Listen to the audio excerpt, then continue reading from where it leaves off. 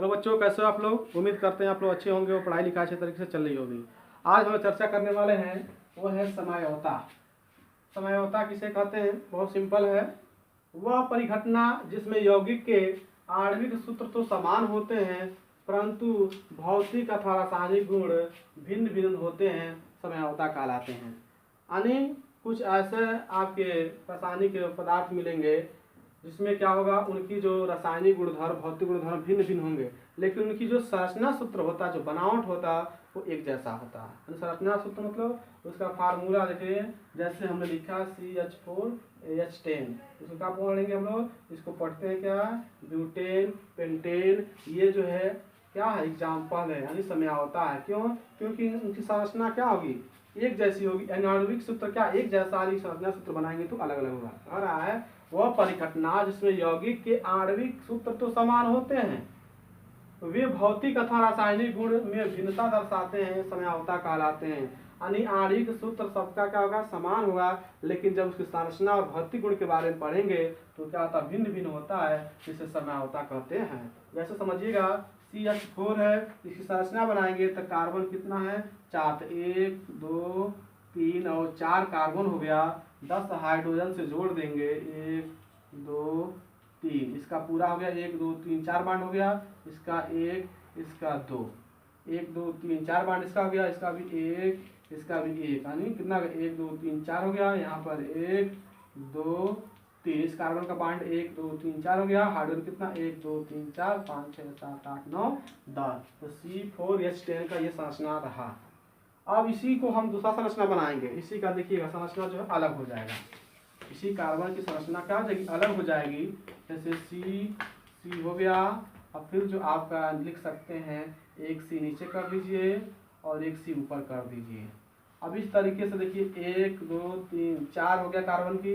अब इसमें 10 हाइड्रोजन जोड़ दीजिए, 1 हो गया, 2 हो गया, 3 हो गया, तो 1 2 3 4 हो गया। इसका देखिए 1 2 3, एक कमी है तो एक पूरा कर दीजिए। इसका कितना है, 1 2 और ऊपर 3, तो इसका 1 2 3 4, इसका देखिए एक पूरा है तो 1 2 और 3, 1 2 3 4 5 6 7 8 9 10, इसका देख रहे भी 4 कार्बन, 1 2 3 4 कार्बन, 10 हाइड्रोजन, लेकिन इसकी संरचना अभी इसके पहले कुछ और था, अभी क्या हो गया और हो गया। इनका कहने का मतलब आणविक सूत्र तो समान है, दोनों का सूत्र वही था, लेकिन संरचना भौतिक गुणधर्म में क्या आ गया, भिन्न भिन्न हो गया, इसलिए इसको क्या कहेंगे, समझौता कहेंगे। यानी कोई भी क्या होगा परिघटना जिसमें यौगिक के आणविक सूत्र तो समान होंगे लेकिन भौतिक संरचना और उसके गुणधर्म क्या होते हैं, भिन्न भिन्न होते हैं, समझौता कहलाते हैं। एक और देखिए आप एग्जाम्पल में, जैसे C5H12 है, इसकी संरचना हम बनाएंगे तो कार्बन कितना है 5, 1 2 3 4 और 5, ये आपके 5 कार्बन हो गया। हाइड्रोजन कितना है 12 है, इसको जोड़िए 1 2 3, इसका 4 को ना 6 बांड, 1 2 3 4 बांड हो गया। इसका कितना बांड है 2, 2 हाइड्रोजन जोड़ना होगा। इसका कितना बांड है, इसका 1 2 बांड है तो 2 जोड़ना होगा हाइड्रोजन से, पूरा करते हैं। इसका कितना बांड है, 2 बांड है तो 2 हाइड्रोजन जोड़ना होगा। इसके पास कितना बांड है 1, तो कितना कमी है 3, तो 3 हाइड्रोजन क्या करना होगा, जोड़ के बैलेंस कर सकते हैं। जोड़िए 1 2 3 4 5 कार्बन है, 5 कार्बन हो गया। हाइड्रोजन जोड़िए 1 2 3 4 5 6 7 8 9 10 11 12, ये संरचना सूत्र इसका ये हो गया। अब इसी संरचना सूत्र बदल दीजिए तो सूत्र वही रहेगा, संरचना इसका बदल जाएगा। जैसे कार्बन 1 2 3 और यहाँ पर कर दीजिए 4 और एक और ऊपर आप कर लीजिए, यहाँ पर ऐसे तिरछा कर लीजिएगा, यहाँ पर कर लीजिए आप 5। देखिए 1 2 3 4 5 कार्बन हो गए। अब हाइड्रोजन बाहर देखिए, इसका कमी कितना 3 का, तो 1 2 3, इसका कितना कमी है 2, 1 2 हो गया।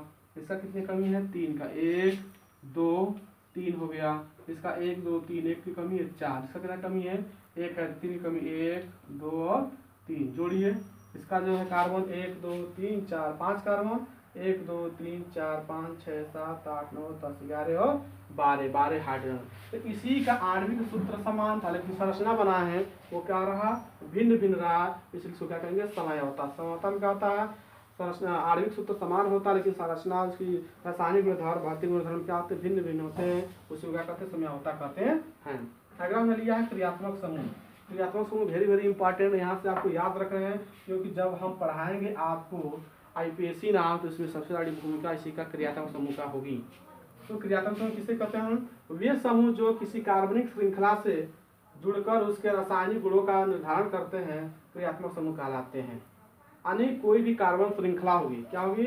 वे समूह जो किसी कार्बन श्रृंखला को, जैसे अभी मान लीजिए यहाँ पर क्या है, C4H क्या है, 10 है, ये क्या है, कार्बन की एक लंबी श्रृंखला है। इस लंबी श्रृंखला में उसके क्या रासायनिक गुणों को निर्धारित करने के लिए, ठीक है, कार्बन श्रृंखला से जुड़े उसके रासायनिक गुणों का निर्धारण करते हैं, क्रियात्मक समूह कहलाते हैं। अब क्या हो गया, इसी में से एक हाइड्रोजन हम क्या कर लेंगे, निकाल देंगे, तो कितना बचेगा, 9, और इसके साथ कोई भी चीज अगर जोड़ देंगे तो इस तरीके से इसका क्या हो गया, इसका रासायनिक गुणधर्म क्या चेंज हो गया।